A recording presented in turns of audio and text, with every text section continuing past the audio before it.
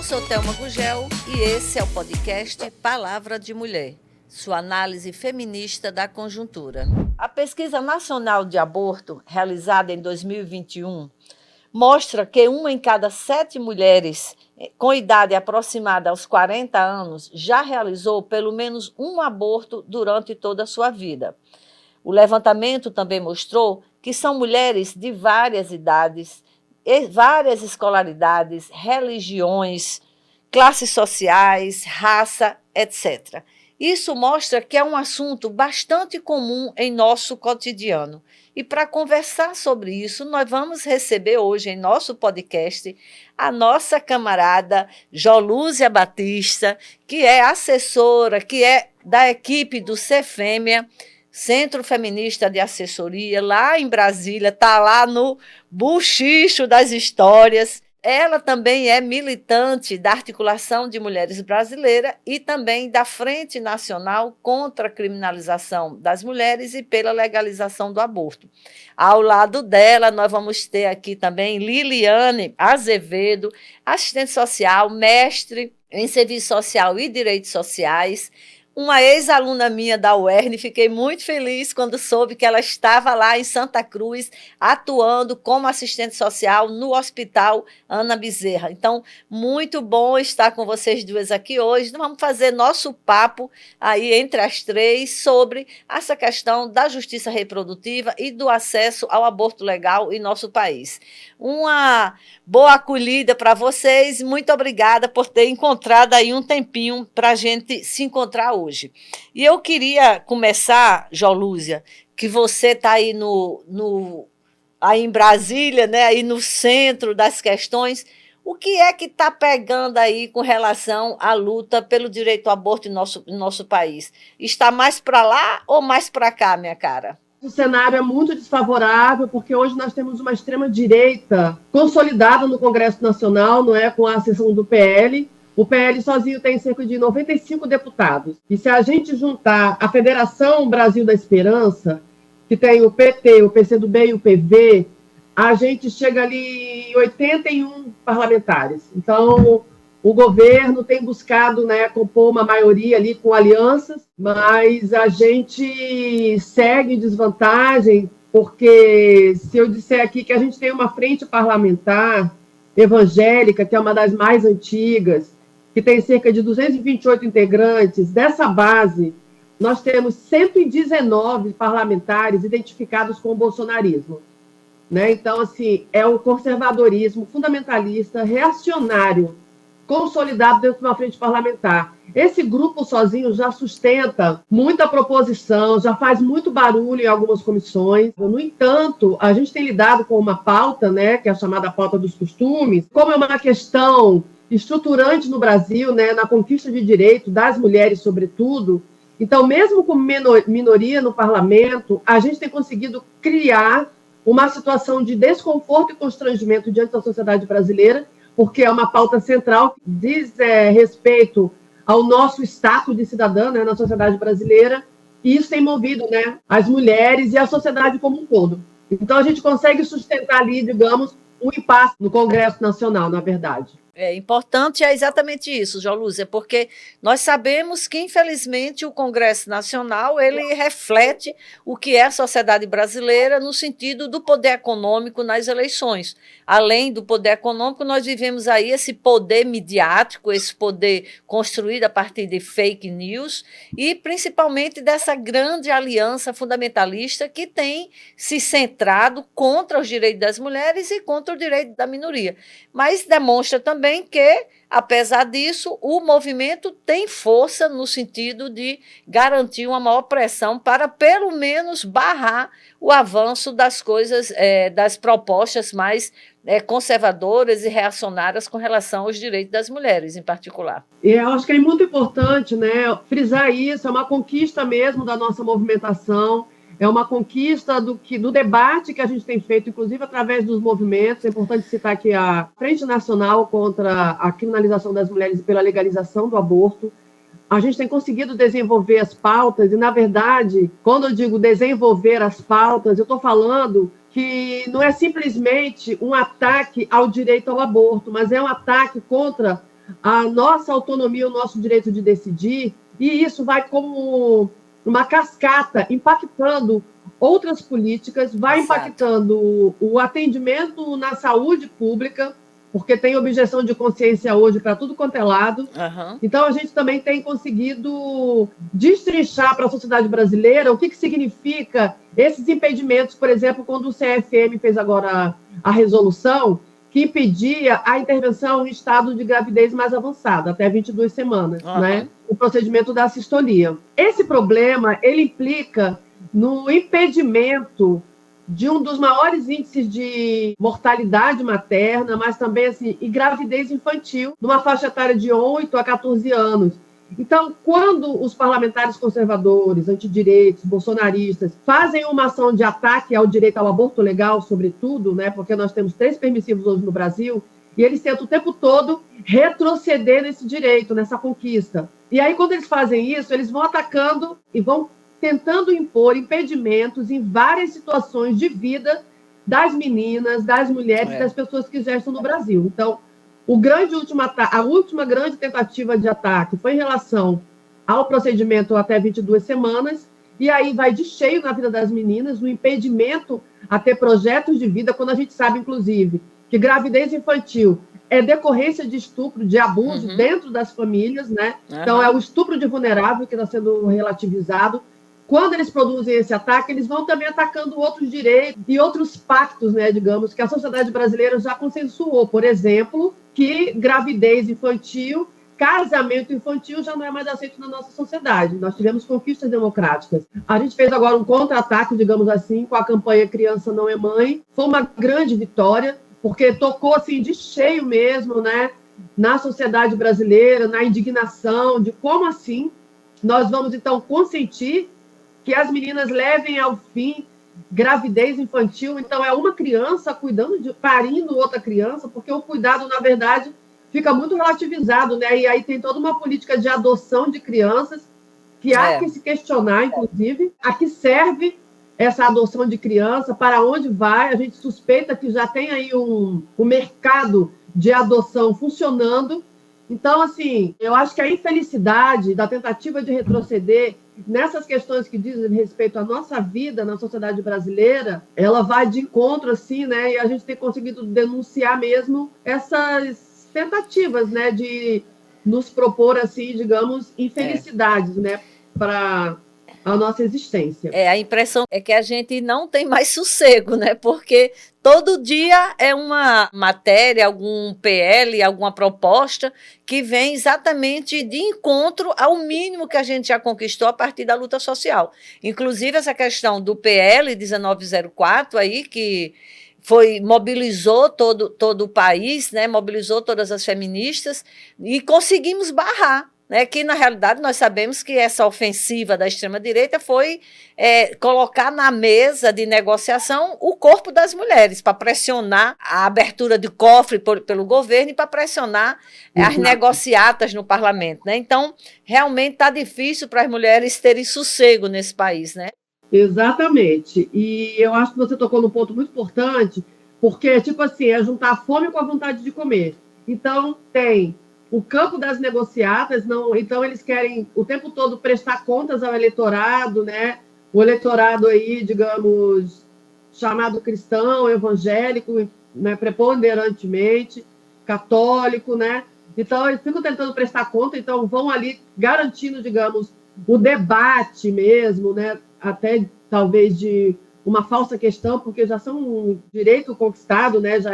Já tem normativa na política de saúde para atendimento de aborto legal, e, ao mesmo tempo, vão também nessas negociatas por mais emenda, mais dinheiro. Então, como tem essa ideia de que a sociedade brasileira é conservadora, então a gente não vai avançar, o que é mentira, porque a reação contra o PL 1904 provou isso. Então, eles ficam fazendo essa manobra de tentar essas negociatas, de fazer esse jogo político. Mas a gente tem desvendado que não é bem assim. A sociedade brasileira não admite que haja retrocessos em direitos conquistados. Então, por exemplo, gravidez infantil, impedir aborto legal para casos em que coloque em risco a vida da mulher, impedir aborto em caso de violência e estupro, impedir união estável entre pessoas do mesmo sexo. Isso já não tem mais cabimento de retroceder isso no Brasil hoje. São debates para ficar alimentando essa chamada polarização que a gente está vivendo. Inclusive, Jaulúzia, a Frente lançou agora uma campanha, né, em defesa da justiça reprodutiva. Eu queria que você falasse um pouco o que é esse conceito da justiça reprodutiva e por que o feminismo tem elaborado ele no contraponto ao ataque aos direitos. O conceito de justiça reprodutiva, ele vem da luta das mulheres negras, né? A nossa luta pelo direito ao aborto, durante muito tempo, sobretudo no Brasil, vem de uma corrente que trabalhava muito direitos sexuais, direitos reprodutivos, pura e simplesmente. Foi muito importante porque foi o que nos ajudou a ter conquistas e definir políticas e normativas no campo da saúde, sobretudo. Mas o debate sobre justiça reprodutiva, ele amplia o olhar, a visão mesmo de mundo, a visão política, né? A possibilidade de pensar políticas públicas, porque ele fala sobre a situação de desigualdade entre nós mulheres. Então, assim, as mulheres negras de periferia, as mulheres pobres, elas chegam em situação de desigualdade para o planejamento reprodutivo, porque tem que acessar o serviço de saúde, e a gente vê, inclusive, vários impedimentos da aplicação, da implementação dos métodos contraceptivos, né?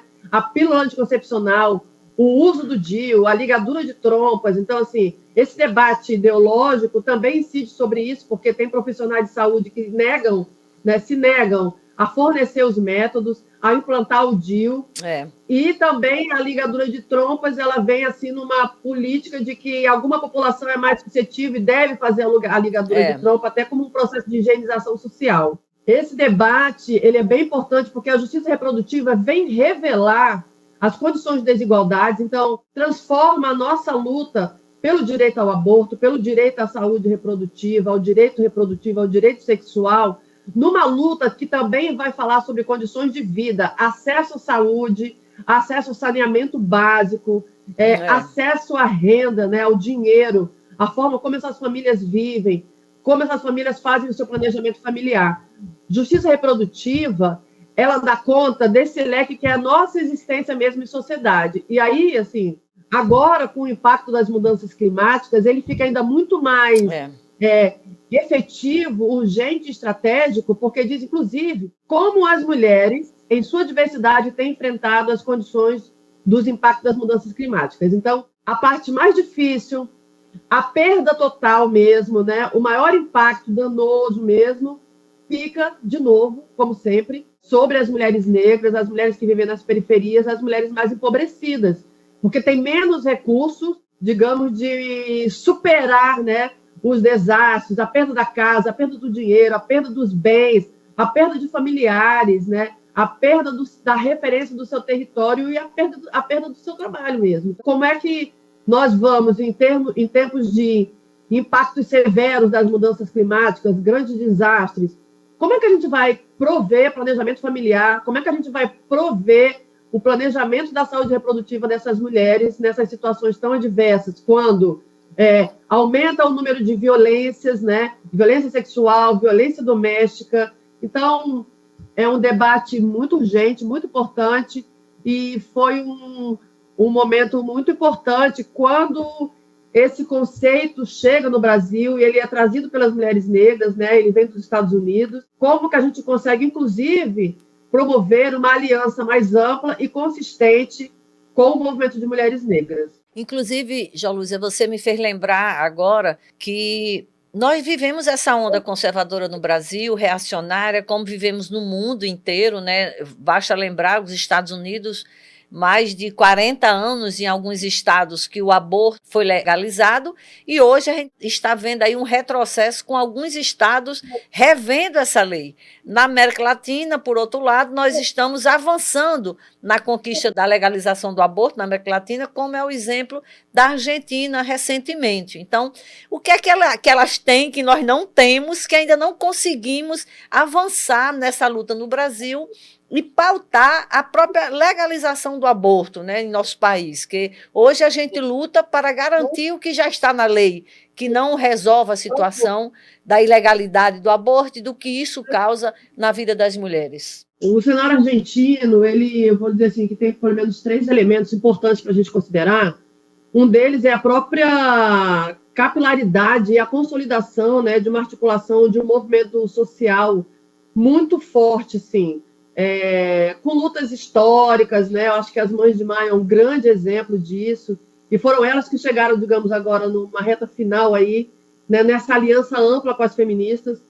As feministas argentinas, né, ali, elas tinham também um outro contexto favorável, que o debate e o uso da medicação para interromper necessariamente não se constitui um crime na Argentina. Então, elas tinham um movimento, que é o movimento das mulheres da peruca rosa, as socorristas, um movimento totalmente organizado para falar sobre, inclusive tendo uma rede que funcionava, né, para prestar atendimento, né, aconselhamento, para acompanhar, divulgando protocolos para as mulheres que desejassem interromper a gravidez. Então, a legislação também sobre o debate e o uso da medicação era um pouco mais leve do que nós temos hoje no Brasil, que é crime, inclusive. No Brasil é crime. Só quem pode fazer uso mesmo da medicação é o sistema de saúde, é o profissional, né, da saúde que precisa administrar. Essa medicação é mantida a 7 chaves, é trancada dentro das unidades de saúde. A gente tenta hoje, numa ação de incidência mesmo, né, junto à Anvisa, num debate, tentar destravar o protocolo, pelo menos para as mulheres vítimas de violência, que tem um boletim de ocorrência, né, e que tem a gravidez comprovada, para que elas possam comprar a medicação na farmácia, sem necessariamente ter que ser o médico, tem que operar. Isso é um debate. Então, essa já é a diferença entre nós e as argentinas. Importante. E, por fim, as argentinas, né, e o processo da redemocratização argentina, teve um elemento muito importante que a nós nos faltou e falta, que é a democratização da comunicação. Sim. É muito importante, né? Então, assim, você tem um conjunto de equipamentos de transmissão, né, de canais de divulgação, de debate público na Argentina, sustentado por TVs comunitárias, TVs populares, TVs sustentadas por coletivos políticos, sindicatos, partidos. Aqui no Brasil, isso virou um monopólio. Isso dificultou muito a nossa luta nos últimos anos. Agora, com a democratização, né, da internet, as redes sociais, os canais que a gente pode sustentar, né, nesses veículos, assim mesmo, por exemplo, como esse podcast, todos os movimentos sociais brasileiros, na verdade, conseguiram destravar alguns temas, e a gente tem conseguido sustentar e alargar também, né, o debate, e com isso aumentar um pouco mais a compreensão e a consciência da sociedade brasileira. A gente não está aqui propondo uma verdade de pensamento único. A gente não está querendo, assim, não é impositivo, não é compulsório. Nós queremos o direito para todas as mulheres, mas é para todas as mulheres que queiram fazer interrupção. E aquelas que queiram fazer interrupção, elas têm que ter a saúde pública, elas têm que ter a legislação favorável ao direito dela. Não é o contrário. O que os antidireitos querem é fechar totalmente o canal e a legislação, as possibilidades, num caminho de verdade único. Então, o que a gente defende é que seja livre, né, para todas as mulheres que queiram fazer. Inclusive, a divulgação dos serviços também é bem diminuta mesmo, né? Praticamente não se sabe onde se faz, onde tem o acesso ao aborto legal. E para isso nós vamos conversar agora com Liliane, que é, como já disse, assistente social do Hospital Ana Bezerra de Santa Cruz, que é um dos hospitais que realizam o aborto legal aqui no Rio Grande do Norte. Nós temos 4 instituições que realizam esse serviço, mas é extremamente pouco divulgado, a gente não sabe como é o procedimento, como é o acesso. E aí, Liliane, eu mais uma vez quero dizer que fiquei muito feliz quando soube que você estava aí, e mais ainda orgulhosa, porque fui sua professora também, de saber do seu compromisso ético-político com a dignidade das mulheres dentro do hospital. Então, eu queria, Liliane, que você começasse a conversar com a gente agora, explicando um pouco como é que se dá esse acolhimento das mulheres, como é o procedimento, como é trabalhar num ambiente em que está garantido esse direito ao aborto legal. O Ana Bezerra, ele atende a crianças e adolescentes e mulheres vítimas de violência sexual, mulheres em todos os ciclos de vida e meninos até 14 anos. Ele é referência para o aborto legal e para a questão da violência sexual desde 2016. é porta aberta, é um serviço que funciona 24 horas, que conta com a equipe multiprofissional. Então, essa mulher, ela pode vir encaminhada de outro serviço, ter procurado, um exemplo, a UBS, ela procurou o CRAS, qualquer serviço da saúde, da assistência, ou vir por demanda espontânea. Eu soube que o Ana Bezerra é referência, então só é chegar no hospital, no acolhimento do hospital, e a equipe de enfermagem faz a classificação de risco. Então, a partir do momento que é visto que ela passou por uma situação de violência sexual, a enfermagem que faz essa classificação de risco já aciona o restante da equipe multiprofissional, psicólogo, assistente social, o médico também já avisa ao médico para que a gente faça um atendimento multiprofissional, para que evite que essa mulher seja revitimizada. Então, é feito um atendimento multi, em que essa mulher é escutada, acolhida, tenta-se ver uma ambiência adequada, em que o sigilo possa ser preservado. Então, aí a gente vai um pouquinho conversar com ela para resgatar como é que se deu aquela violência, se o agressor era conhecido, desconhecido.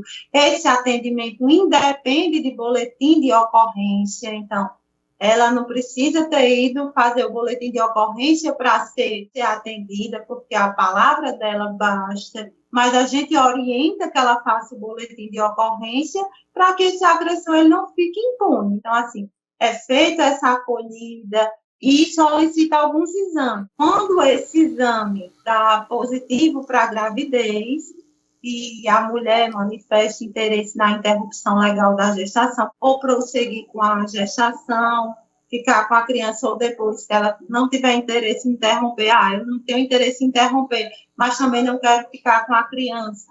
A gente fala da possibilidade da entrega legal para a adoção, então é feito todos os esclarecimentos para que essa mulher reflita como a gente é profissional de saúde, tem que seguir essa questão das orientações do Ministério da Saúde, a gente termina tendo que, muitas vezes, perguntar certas coisas à mulher, que a gente sabe que a violência é algo muito delicado, a gente tem que ter muito cuidado da forma, da abordagem, né? Tentar ser empático, que essa mulher não ter, de forma alguma, julgamentos de valor, dizer ali que ela não está sozinha, que a gente está à disposição. Também a gente fala quando ela vem para o atendimento. Às vezes ela vem sozinha, com medo de que alguém descubra que ela passou por isso. Ou porque não tem uma rede de apoio consolidada que possa estar junto dela naquele momento. Mas a gente esclarece que se ela desejar, é direito dela. E às vezes a mulher, muitas vezes, chega um pouco atordoada no serviço de saúde. Quantas barreiras ela não já teve que passar para procurar um serviço de saúde? Porque quando se fala em abortamento, tem muitos aspectos envoltos nisso, né? Essas questões morais, essas questões éticas, legais, religiosas, sociais, culturais. Então, muitas vezes a mulher chega com receio no acolhimento, com medo de não ser respeitada em seus direitos, de não ser bem acolhida, de não ser bem atendida, de sofrer violência institucional. Então, quantas mulheres também, além de muitas não saberem da questão dos serviços, né, algumas ficam com esse receio de chegar. Quando eu chegar lá, quem é que vai me atender? Como é que vai ser esse atendimento? Será que eu vou ser bem atendida? E você podia nos dizer assim, o perfil dessas mulheres? Então, a gente já atendeu adolescentes que vieram em busca do aborto legal com 13 anos, até mulheres com mais de 40. Então, assim, são perfis distintos. E esses perfis de violência sexual, assim, começam na infância, infelizmente. E as mulheres, assim, a maior parte, pardas, claro que também tem as brancas, né? Mas, assim, sua maioria termina tendo uma preponderância de mulheres pardas. Com idade, eu acredito que entre 15 e 35 anos, por aí. De todas as idades, na verdade. E algumas vezes, algumas demandas não chegam nem a mulher espontaneamente dizendo que sofreu violência ou encaminhada de outro serviço. Já aconteceu da gente... A mulher se internou para uma cirurgia eletiva e, a partir da escuta qualificada da assistente social, ela falou da realidade sociofamiliar dela e foi identificado que o marido cometia diariamente violência sexual dela. A partir de uma fala que ela disse, olha, eu quero que o médico bote por escrito quantos dias eu não posso ter relações sexuais, porque como eu ia fazer essa cirurgia, meu marido me obrigava a ter várias relações sexuais com ele. Só que ela, envolta nesses valores religiosos, de que, ele é meu marido, e a gente foi conversando um pouquinho com ela, que apesar dele ser marido, ela era dona do seu corpo, das suas vontades, ele não poderia coagi-la, obrigá-la a manter relações sexuais se não fosse consensual, se ela não quisesse. Então, a partir disso, foi feita uma notificação, a articulação da rede, claro, com a permissão dela, porque a gente sempre conversa, olha, temos redes de serviço, era importante a UBS saber disso, a senhora concorda que a gente articule? Temos o CREAS, a senhora concorda? Então, a gente foi dialogando, e o que ela se dispôs, a gente vai se articulando com a rede para que essa rede acompanhe melhor essa mulher. Esse é um caso importante de ser dito, Liliane, porque é algo extremamente comum na vida de milhões de mulheres em nosso país e no mundo inteiro, que é essa questão do estupro no próprio casamento, né? Porque legalmente, socialmente, ao se casar, o homem passa a ser dono do corpo e da vontade das mulheres. Então, e é uma realidade presente, né, em várias vidas, né, essa questão do estupro dentro do casamento. É um elemento assim, importante para ser destacado, inclusive no reconhecimento do aborto legal, isso, né, porque se existe um acordo social sobre o casamento, se denunciar um estupro dentro do casamento já é algo que exige, né, mais iniciativas. Nacionalmente, a gente tem presenciado várias ofensivas da extrema-direita contra os serviços que garantem o aborto legal. Seja com manifestação, seja com agressão, na rede social, presencialmente. Aí em Santa Cruz, você já viveram alguma situação em que grupos fundamentalistas tentaram impedir algum procedimento ou jogaram fake news contra o hospital? Como é a relação com a comunidade? Assim, que eu tenha presenciado, não. Agora, como é um município pequeno, a gente tenta assim, ter todos os cuidados para as questões de sigilo, para que a parte externa não fique sabendo dos atendimentos internos, principalmente em situações delicadas como é o aborto, para evitar que essa mulher possa sofrer algum tipo de violência, né, fora do hospital, para que ela não seja julgada. A gente atende de qualquer local, porque tem muita gente que vem de longe, de outras regiões de saúde, justamente para ter o sigilo preservado. Para que aqui eu não conheço ninguém, então eu me sinto mais segura de estar num local onde eu não sou conhecida para fazer o meu procedimento. Inclusive, aqui em Mossoró, nós não temos o serviço do aborto legal. Isso é uma luta que o movimento já está pautando aqui no município. Nós temos o Hospital da Mulher, que é um hospital de referência regional já, e nós não temos garantia do aborto legal aqui em Mossoró. Só tem um serviço que é realizado aqui quando ocorre casos de anencefalia. Mas fora isso, não existe nenhum atendimento em Mossoró. E é importante a gente destacar a necessidade de que se altere essa realidade aqui. E aí eu gostaria, tanto para a Jolúzia como para a Liliane, deixar para vocês agora nossas câmeras e microfone abertos aí para vocês se despedirem das nossas ouvintes. E, mais uma vez, agradeço imensamente a participação de vocês em nosso podcast hoje. Eu quero agradecer, né, a oportunidade, sempre muito importante quando a gente pode fazer um diálogo desse, assim, um diálogo informativo, né, formativo. Eu acho que é muito importante a gente entender, né, como a gente começou aqui a falar no início, a gente precisa lembrar que o legislador, assim como que realiza, né, o serviço de atendimento na saúde pública, ele precisa atender a todas as pessoas, né, a política precisa ser universal. O legislador precisa fazer as ponderações. Não dá para a gente arbitrar em torno de uma única verdade, né? De uma verdade que se torna absoluta, sobretudo quando é uma verdade que vem fora, digamos, dos parâmetros democráticos republicanos, né? Verdades autoritaristas, verdades punitivistas, verdades que reproduzem o racismo, né? E o ódio contra nós mulheres, que perpetuam, digamos, violência contra crianças. Então, assim, tem muita coisa que a gente precisa tomar conta da sociedade brasileira hoje, porque a gente está sofrendo mesmo um processo, digamos, vou dizer assim, de depreciação da qualidade de vida, e a gente precisa cobrar os compromissos das candidaturas, e depois dos parlamentares, das vereadoras, vereadores e prefeitos eleitos, né? Prefeitas eleitas. A gente precisa se organizar, é ruim, dá trabalho, né? A gente leva um tempo, mas é importante, porque diz respeito à nossa comunidade, né? Ao lugar onde a gente vive. Propostas que piorem a vida de nós mulheres, essas propostas, elas não são propostas boas para o conjunto da sociedade, né? Então, acho que é importante, né? Então, o debate sobre creche, importante. Segurança pública, importante. A qualidade da educação é importante. Serviço de saúde, importante.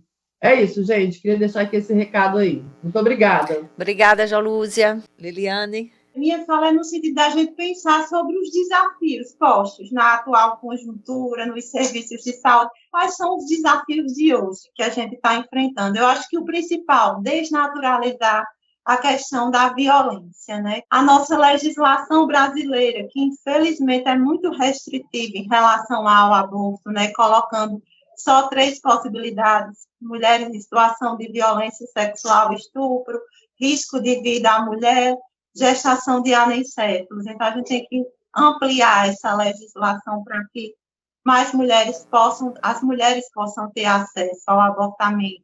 A questão da objeção de consciência de vários profissionais, que é bem comum mesmo. A questão da burocratização. Então, é um atendimento que, quando a gente faz, tem papéis, tem termos, tem coisas que precisam ser preenchidas.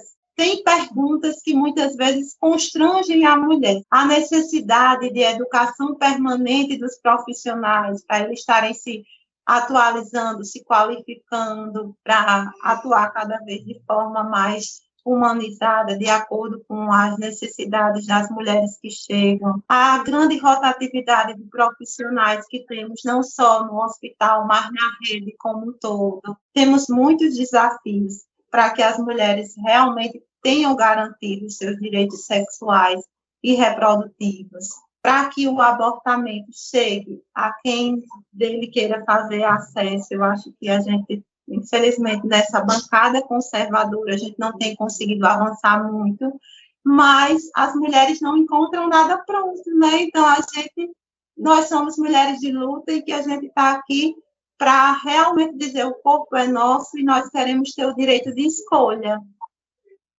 Muito bom. Eu acho que nós nos fortaleçamos enquanto mulheres, né, nos movimentos, nos espaços socio-ocupacionais, uma apoiando a outra, para que todas sintam: nós estamos juntas, sua dor é nossa dor. Então, eu acho que o coletivo, ele fortalece bastante, assim, e eu, como assistente social, fico muito feliz em estar com vocês, mulheres de uma mente, assim, tão revolucionária, aberta, que lutam, que estão ali para construir uma sociedade mais igualitária, mais equânime, mais libertária. E a gente está juntas nesse processo. Mais uma vez, agradeço a vocês duas. Estou bem feliz por esse nosso bate-papo e quero afirmar o que o feminismo nos diz todo dia. Nós precisamos de educação sexual para conhecer, contraceptivos para não engravidar e aborto legal para não morrer. Esperamos vocês na próxima semana. Esse projeto só foi possível a partir do apoio da Lei Paulo Gustavo, do Ministério da Cultura do Governo Federal, operacionalizada pela Prefeitura Municipal através da Secretaria Municipal da Cultura de Mossoró.